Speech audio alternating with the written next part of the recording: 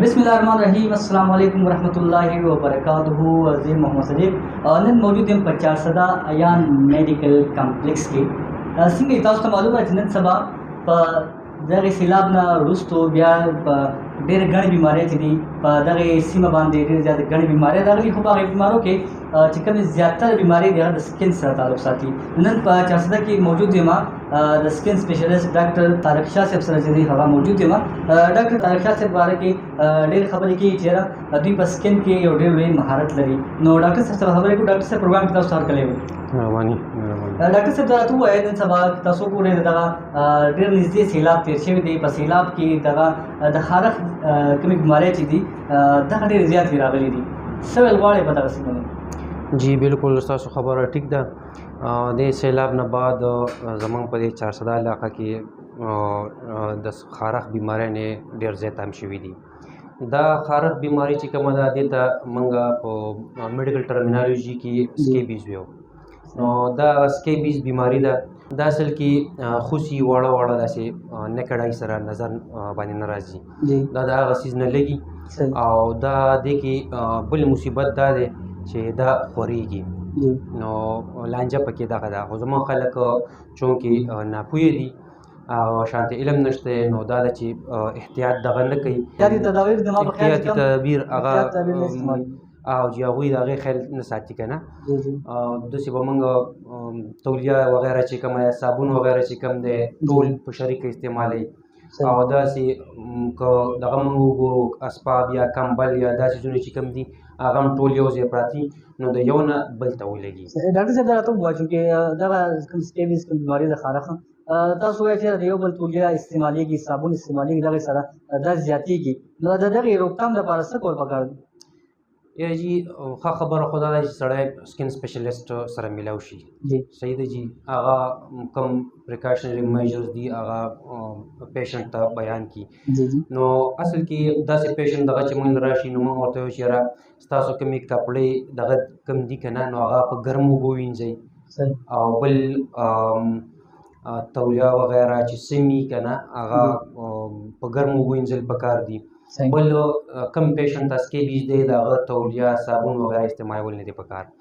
بله خبره دا ده چې د کم پیشنټ ته دا سکیبیز وغیره د هغه سامان کپړې وغیره بستره دا صابون وغیره تولیه وغیره دا سیټ ټکول پکار دي. صحیح بالکل. تاسو مطلب هم دا دی څنګه چې زموږ کوم کتونکي دي ډاکټر صاحب همدغه وایي چې یاره تاسو چې دا بیماري ډېره زیاته خطرناکه بیماري به ډېره چې دا خورېږي، د یو نه یو ته منتقل شي، د بل نه بل ته منتقل شي. کوشش دا کول پکار چې د یو بل څیز استعمال نه شي. او د دغې نه ټول بهتر خبره دا ده چې د هر چا مرض چې دی هغه د بل نه جدا دی. د دغې لپاره تاسو بیا ډاکټر صاحب سره چې سکن سپیشلیسټ سره تاسو هر ځای ته تاسو تللی شئ.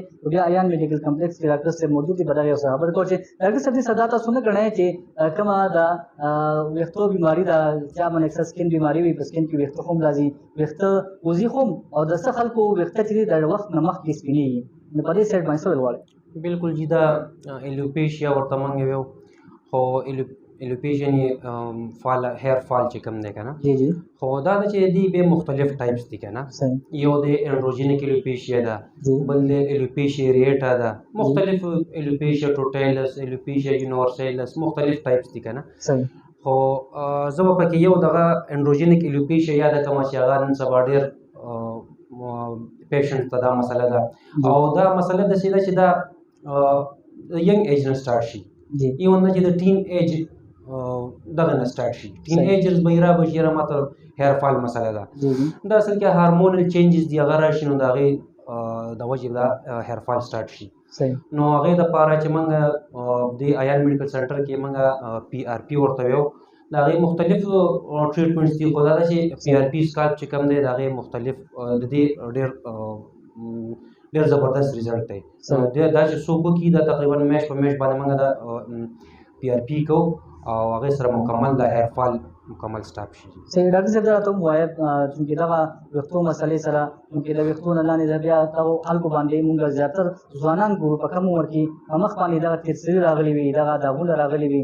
نو د دغې څه علاج شته؟ او جی بالکل تیر سرو مسله هم د خاص کر تاسو بیان کړه دې کې به خاص کر مسله فیمیلز ته ده او فیمیلز زنانه چې کومې دي هغه چې کوم هغه پریګننسي کې چې ورته وي که نه پریګننسي کې دا خوراک صحیح وانه لي ملټي ویټامین صحیح وانه لي آیرن صحیح وانه لي نو هغې ته د میلازما مسله کېدی شي. ډاکټر صاحب دا موږ ووایو تاسو ته چونکې زیاتره خلک موږ ګورو په جیمونو باندې په داسې واکینګ باندې ستړي شي د هغوی د غټ وزن یا د زیات وزن چې کوم دی د هغوی نه کمیږي زیاتره خلک د هغې زیات پریشانه دي نو آیا د دغې وزن کمیدو لپاره څه علاج شته؟ بالکل جی دا ډیره زیاته عامه مسله ده د اوبیسټي خاص کر زموږ په دې معاشره کې یو خو هغه سټیشنري لایف ته جی جی روزګار نشته دی بل ایکسرسایز وغیره نشته دی نو داسې پرسن چې کوم دي اوبیس پرسن چې کوم دي ټیک ته ته به هغه په ډایټ باندې هم کنټرول کې صحیح ده جی ته به ټریټمنټ هم ته به ایکسرسایز هم کې خو دا ده چې دې لپاره انجکشن هم اویلیبل دي ټیک شو او ښه امپورټډ انجکشن دي او کور یا دغه نه امپورټ کېږي جی نو که څوک داسې کسانی او هغوی خپل ویټ لوز کول غواړي نو دا فیسیلیټي موږ سره شته دی جی. د دې ډاکټر صاحب سایډ افیکټس شته؟ نه جی بالکل د دې سایډ افیکټ نشته دی. صحیح ډاکټر صاحب دا راته ووایه خلکو چونکې دغه په مخ باندې داغونه راځي علاج وشي د هغې بیا د داغونه چې دی ختم نه شي چونکې دغه مخ باندې چې کوم تیر سري وي وغیره دا څیزونه وي نو هغه خو ختم شي خو بیا د هغې داغونه پاتې کېږي نه آیا د دغې داغونو ختمولو څه علاج شته؟ او جی بالکل دا اکثر د دې ایکنیز نه بعد کېږي د چا دانی که نه او هغه ټیک شي نو هغه اسکارس پرېږدي نو دې لپاره مختلف اپشنز دي موږ سره دلته په آیان میډیکل سنټر کې دا فیسیلیټي اویلیبل ده موږ دې له مایکرونیډ لینک کوو او د دې ډېر ماشاءالله ډېر بهترین ریزلټ دی. صحیح ډاکټر صاحب اخري پوښتنه تاسو نه لرم موږ زیاتره ګورو که موږ نن سبا سوشل میډیا وګورو په ټیک ټاکس وګورو یا داسې نور څیزونه وګورو خو هر سړی پرې لګیا چې خپل ښکلا پسې لګیا دی خو آیا داسې څه د دغې باره کې څه انجکشن خو هم خلک وایي چې انجکشن دي چې خلک هغه لګوي یا څه ټیبلټس دي میډیسن استعمالوي نو د دغې باره کې تاسو څه وایئ د وایټنګ لپاره؟ جی دې کې د وایټنینګ لپاره موږ سره انجکشن شته دی ټیک شو او دغه ګلوټاتیون انجکشنز ورته موږ ویو او د دې یو خو دا چې څه سایډ افیکټ شته نه ځکه دا ګلوټاتیون آلریډي په بدن کې دي نو ځینو کسانو کې کمی نو د هغوی هغه کلر چې کم دی هغه بلیک ټایپ کې نه ځینو کې سیوی نو د هغوی وایټ دغه چې کم دی کلر هغه لښه کلري وایټ غونته کی نو داسې هغه پیشنټ هغه کسان چې څوک وایي چې یاره موږ د خپل کلر سپینول غواړو نو د هغې لپاره هم موږ سره دلته فیسیلیټي شته دی خو امپورټډ انجکشنې دي مایرکل وایټ کمپنۍ والې دي نو هغه څیزونه به ورته انشاءالله موږ لګوو. ډاکټر صاحب دا راته ووایه زیاتره خلک دې وخت تاسو ګوري دا به ویل غواړي چې ډاکټر صاحب له راشي او علاج تاسو د دې آیان میډیکل سنټر کې وکړي ستاسو ټایمنګ څه دی؟